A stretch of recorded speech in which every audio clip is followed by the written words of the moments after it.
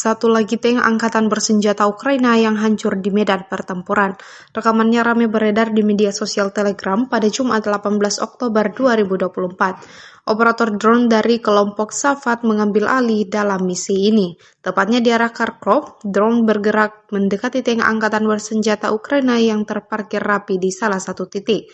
Tanpa berlama-lama, granat mematikan langsung dilemparkan ke atas peralatan militer andalan tentara Ukraina tersebut dan menyebabkan kebakaran hebat seperti yang terlihat dalam rekaman.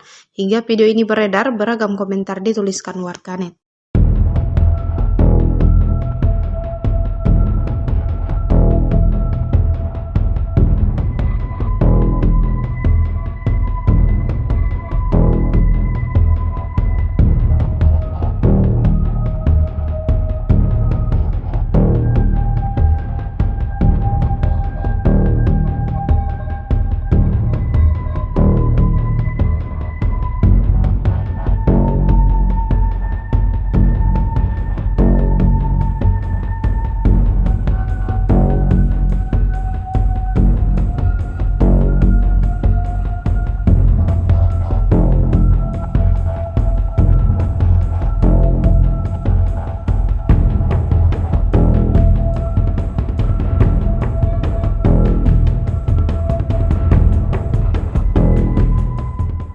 Download Tribun X sekarang, menghadirkan lokal menjadi Indonesia.